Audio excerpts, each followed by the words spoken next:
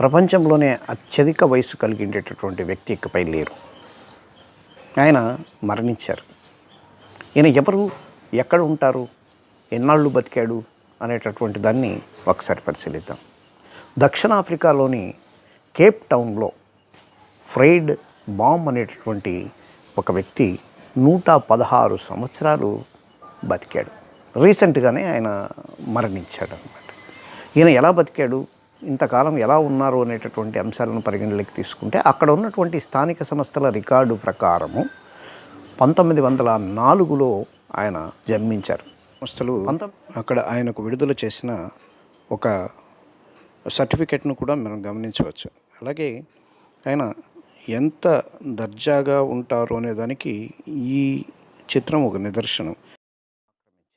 1918లో Spanish flu అనేటటువంటి రోగం మొత్తం ఆయన కుటుంబాన్నే కబలించింది. కానీ ఆయన ఒక్కడు మాత్రం బతికి బయటపడ్డాడు. మిగిలిన వారంతా కూడా చనిపోయారు. ఆ తర్వాత ఆయన అప్పటికి ఆయన వయసు 14-15 సంవత్సరాలు ఉంటుంది.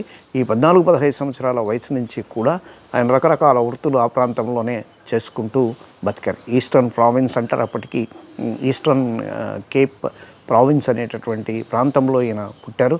ఆ ప్రాంతంలో అప్పటి నుంచి కూడా ఆయన సాధారణ కూలీలాగా బతికాడు. ఆయన ఎంతవరకు పనిచేశారంటే మనమైతే మామూలుగా 50 సంవత్సరాలు 60 సంవత్సరాలు వచ్చేటప్పటికి కూలి పనికి వెళ్ళాలంటేనే భయపడిపోయేటటువంటి స్థితి ఉంటుంది. కానీ 80 సంవత్సరాల వరకు ఆయన కూలి పని చేసే బతికారన్నమాట. తర్వాత 116 సంవత్సరాల వరకు ఆయన బతకడం విశేషం. అంటే ఈ 116 సంవత్సరాల వరకు కూడా ఎటువంటి ఇబ్బందులు లేకుండా బతికాడు. కానీ ఆయనకి ఏమైనా రకరకాలైనటువంటి వ్యసనాలు ఏమైనా ఉంటాయి. ఆయనకు కూడా వ్యసనాలు ఉన్నప్పటికీ కూడా బతికాడు. ఎలా బతికాడు అంటే ఆయనకి ఏమేమి వ్యసనాలు ఉన్నాయి అనేటటువంటి మాటను మనం గమనించినట్లయితే ఆయనకు మద్యం అలవాటు ఉన్నింది.